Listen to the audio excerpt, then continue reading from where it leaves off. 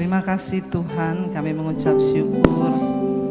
Kami percaya bahwa Tuhan, karena Engkau kami boleh ada hari ini, semua karena anugerah Tuhan. Karena itu Bapa, kami rindu lebih lagi mengerti isi hati Tuhan. Berbicara bagi kami, sampaikan isi hati-Mu bagi kami. Buat kami mengerti apa yang Tuhan mau, untuk kami mengerti dari firman Tuhan. Agar hidup kami boleh selaras, hidup kami boleh menyenangkan Tuhan. Hidup kami boleh berdampak bagi nama-Mu Tuhan. Urapi setiap kami, urapi hamba-Mu yang tidak ada apa-apanya hari ini. Kami rindu untuk lebih lagi menjadi pelaku firman Tuhan. Karena itu kami buka hati, roh, jiwa, dan tubuh kami untuk mendengarkan firman-Mu. Di dalam nama Tuhan Yesus, yang percaya Tuhan di tengah kita, memberkati kita. Mari katakan bersama, amin, amin. Silakan duduk Bapak Ibu. Iya, apa kabarnya hari ini? Puji Tuhan, baik ya. Saya percaya bahwa apapun keadaan kita hari-hari ini, kita harus selalu bersyukur pada Tuhan. Ya, tema firman Tuhan hari ini itu adalah Yesus berkuasa mengampuni dosa.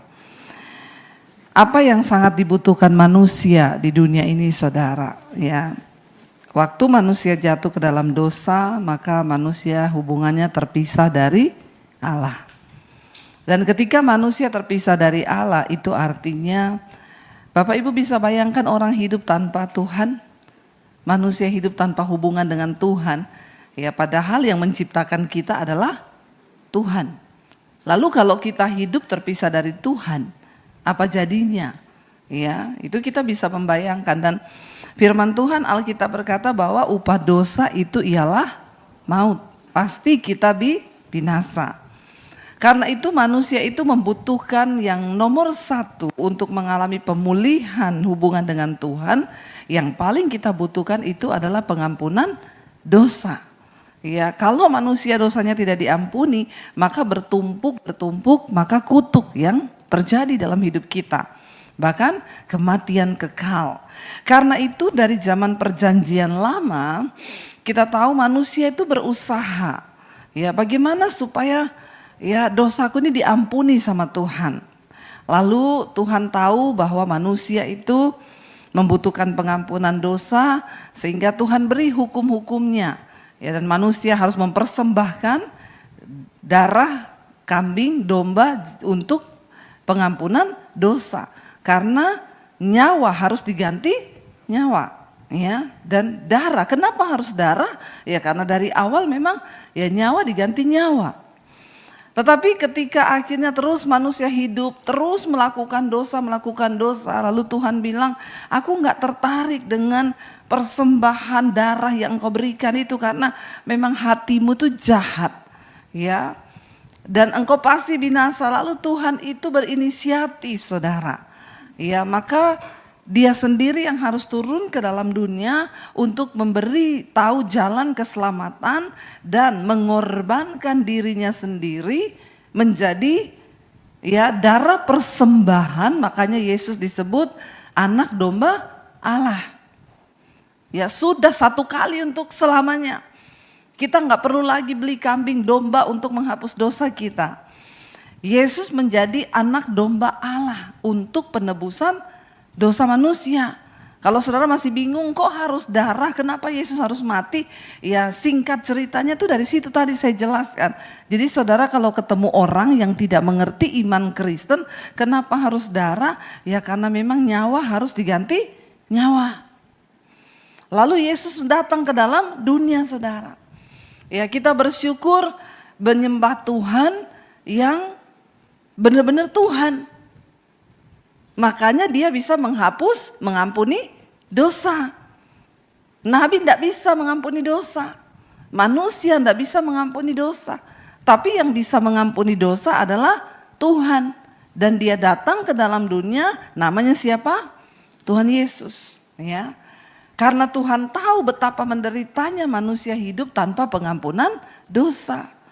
Nah ketika kita sudah diampuni, ya jangan terus tiap hari bikin dosa lagi. Nah kita akan baca hari ini ayat dari gereja yang dikasih adalah Matius pasal yang ke-9. Kita baca bersama Matius 9, orang lumpuh disembuhkan, ya. Kita baca mulai dari ayat yang pertama. 1, 2, 3. Sesudah itu naiklah Yesus ke dalam perahu, lalu menyeberang. Kemudian sampailah ia ke kotanya sendiri. Maka dibawa oranglah kepadanya seorang lumpuh yang terbaring di tempat tidurnya. Ketika Yesus melihat iman mereka, berkatalah ia kepada orang lumpuh itu, percayalah, hai anakku, dosamu sudah diampuni. Maka berkatalah beberapa orang ahli Taurat dalam hatinya, ia menghujat Allah.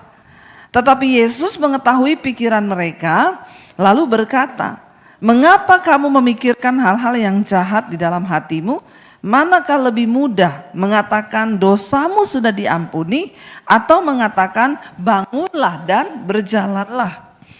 Tetapi supaya kamu tahu bahwa di dunia ini anak manusia berkuasa mengampuni dosa, lalu berkatalah ia kepada orang lumpuh itu, bangunlah, angkatlah tempat tidurmu dan pulanglah ke rumahmu. Dan orang itu pun bangun lalu pulang.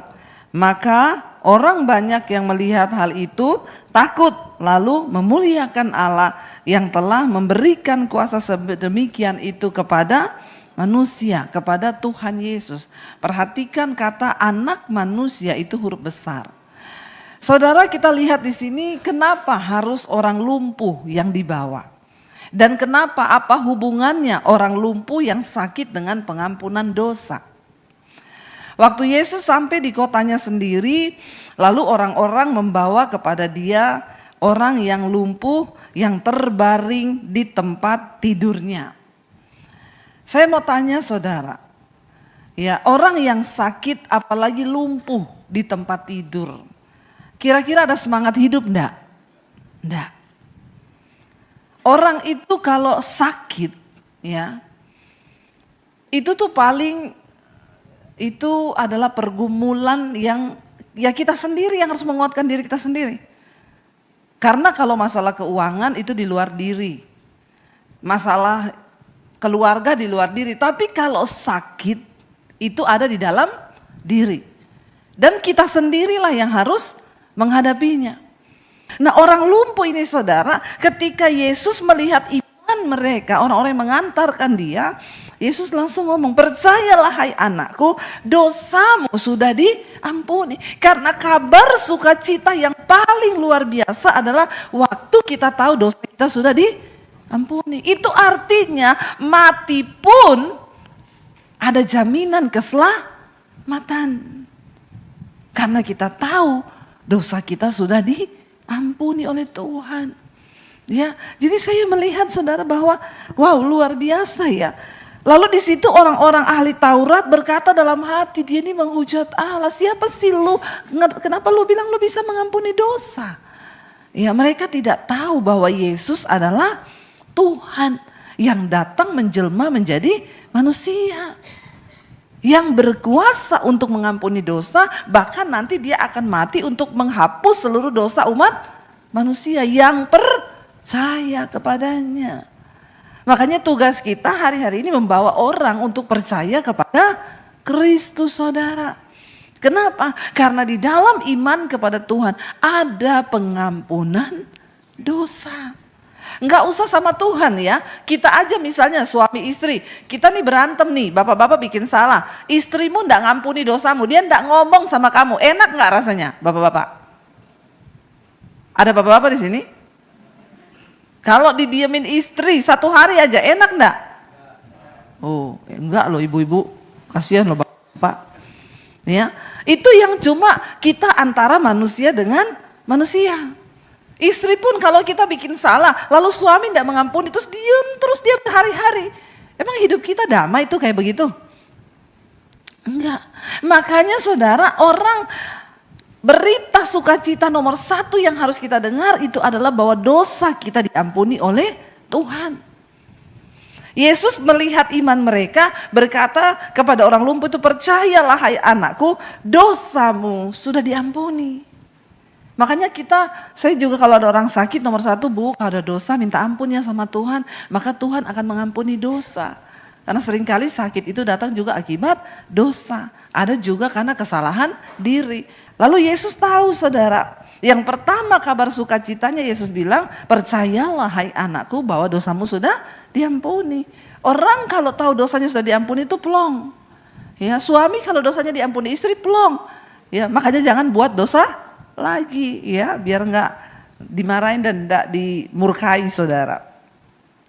Lalu orang-orang di situ menghujat Yesus, dalam hatinya dia berkata, wah dia menghujat Allah. Karena cuma Allah yang bisa mengampuni dosa.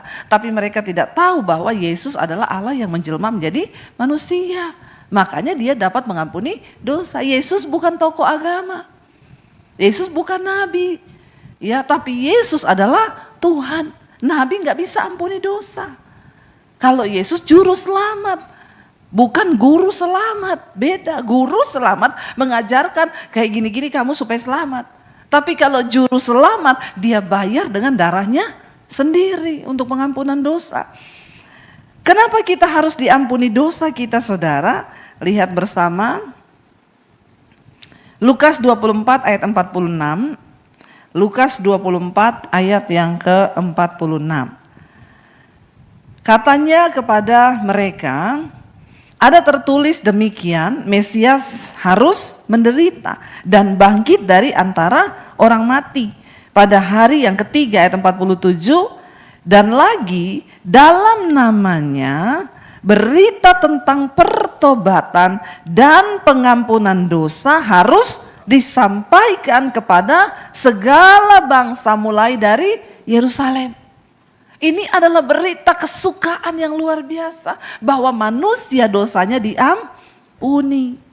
Ya, kutuk diputuskan, penderitaan hilang, bahkan kematian tidak lagi berkuasa atas kita yang dosanya sudah diampuni. Makanya dikatakan mati adalah sebuah keuntungan. Enggak perlu takut mati lagi. Karena Tuhan Yesus sudah menanggung semua kutuk dosa kita. Kolose 1 ayat 12 dan ayat yang ke-13 kita lihat. Kolose pasal yang pertama ayat 12 saudara. Dan mengucap syukur dengan sukacita kepada Bapa yang melayakkan kamu untuk mendapat bagian dalam apa yang ditentukan untuk orang-orang kudus di dalam kerajaan terang. Ia telah melepaskan kita dari kuasa kegelapan dan memindahkan kita ke dalam kerajaan anaknya yang kekasih. 14, di dalam dia kita memiliki penebusan kita, yaitu pengampunan dosa. Amin saudara. Kita diterima menjadi warga kerajaan Allah. Karena kita percaya Yesus, kita menerima penebusan kita, yaitu pengampunan dosa. Kenapa kita perlu menerima Yesus sebagai Tuhan dalam hidup kita? Supaya kita menerima pengampunan dosa. Ya, karena dosa itu memang saudara menghancurkan, membawa maut, mengintimidasi orang yang hidup dalam dosa, tidak mungkin tenang hidupnya. Yesus tahu itu. Kita sendiri dulu harus yakin dan percaya bahwa hidup kita ini sudah diampuni, baru kita bisa dapat ketenangan. Dan memang percaya kepada yang benar-benar yang dapat mengampuni dosa kita.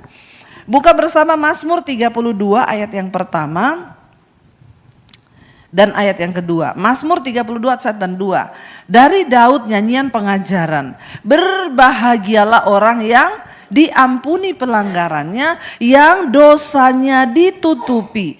Berbahagialah manusia yang kesalahannya tidak diperhitungkan Tuhan. Ya, berbahagia saudara. Bayangkan loh, dosa kita itu dihapus, itu kayak amnesti ya, pajak nih. Ya, ini pajak kendaraan bermotor 2 tahun nggak dibayar, kebangetan juga sih ini rakyat ya. Naik motor 2 tahun nggak mau bayar pajak. Giliran mau disita marah-marah. Kita berdoa ini untuk Indonesia. Nah, ini saya dengar ada amnesti yang nggak bayar pajak 2 tahun diampuni. Tapi mulai bulan depan harus bayar. Jangan nggak bayar lagi. Katanya mau kayak luar negeri. Ya, di luar negeri orang nyebrang jalan salah aja didenda jutaan, saudara. Ya, nah di Indonesia mau ditertibkan. Sekarang kalau nggak bayar pajak 2 tahun dan diampuni, seneng nggak? Seneng. Kayak itu hidup kita nih. Dosa yang lama-lama tidak diperhitungkan lagi. Tetapi start dari sini, kamu harus belajar hidup baru. Sehingga kita ini diterima di dalam kerajaan Allah. Ya. Kalau mau disuruh bayar lagi dosa kita, nggak mungkin kita bisa bayar dosa itu. Dengan apa? Dengan puasa, dengan apa yang kita bisa lakukan, nggak mungkin. Ya, karena dosa itu tidak bisa dibayar hanya sampai akhirnya ketika manusia juga diberi aturan dengan darah kambing domba. Akhirnya manusia itu gini, oke, saya kaya, saya bisa beli kambing domba. Habis saya persembahkan darah, besok saya dosa lagi. Ya, nah kan tidak bisa terus seperti itu, saudara. Makanya dikatakan kita bersuka cita kepada Bapa yang melayakkan kita, menerima kita masuk dalam kerajaan terangnya. Supaya kita ini diterima, kita menerima penebusan kita, yaitu pengampunan dosa di dalam Yesus Kristus Tuhan kita. Ya, berbahagialah orang yang diampuni pelanggarannya, yang dosanya ditutupi. Berbahagialah manusia yang kesalahannya tidak diperhitungkan Tuhan. Saya berdoa kita semua, saudara, hari-hari ini hidup dalam damai sejahtera dengan Tuhan.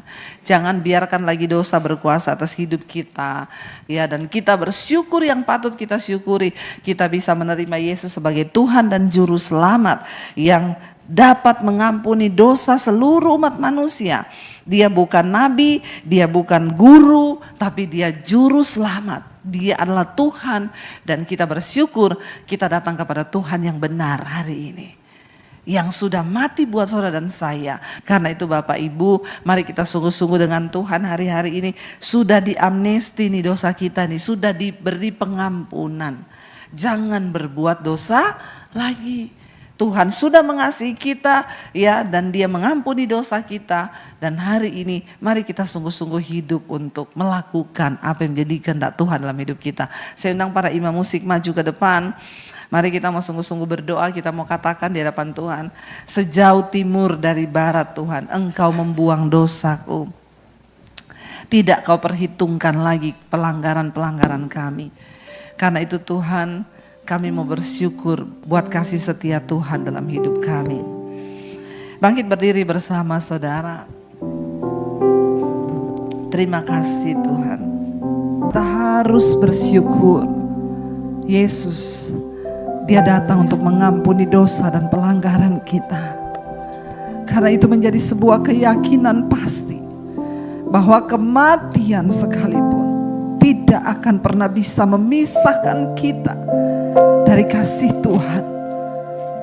Sakit penyakit apapun yang kita alami hari ini membawa satu kabar sukacita ketika kita tahu bahwa dosa kita sudah diampuni. Datang pada Tuhan hari ini, berterima kasih pada Tuhan dan bilang terima kasih Tuhan. Karena itu ajal kami menghormati pengorbanan kasih-Mu dalam hidup kami.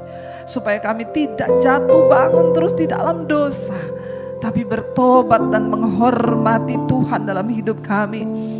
Hari ini kami semua datang. Engkau tahu dosa-dosa kami di hadapan-Mu Tuhan. Ampuni kami Bapa. Dan beri kami kekuatan hati untuk tidak terus bermain-main dengan dosa. Karena Tuhan sudah mengampuni dosa-dosa kami. Hamba berdoa buat umat-Mu, buat jemaat-Mu, buat anak-anak-Mu Tuhan. Biar Engkau terus beri kekuatan buat setiap kami di hari-hari ini. Orang-orang yang hidup dalam kebenaran dan kekudusan, mereka berbahagia sebab Tuhan dekat dengan kami. Dan tidak ada penghalang berkat atas hidup kami ketika kami hidup dalam kekudusan. Dan kami bersyukur Tuhan karena dosa-dosa kami diampuni oleh Tuhan. Terima kasih Tuhan buat hari ini. Kami mau membuka hati dan tangan kami untuk menerima berkat yang dari Tuhan. Diberkatilah Engkau dalam kehidupanmu, diberkati rumah tanggamu, diberkati kesehatanmu, diberkati keuanganmu. Engkau akan menjadi berkat bagi banyak orang, sehingga hidupmu menjadi tanda bagi kemuliaannya. Terimalah kiranya berkat dari Allah Bapa, cinta kasih Tuhan Yesus Kristus, penyertaan manis Allah Roh Kudus menyertai hidupmu mulai dari hari ini bahkan sampai kali yang kedua. Tuhan Yesus datang menjemput kita semua dan namamu tercatat di dalam kitab kehidupan. Dalam nama Tuhan Yesus yang percaya diberkati Tuhan, katakan bersama, amin, amin, amin. Tuhan Yesus memberkati.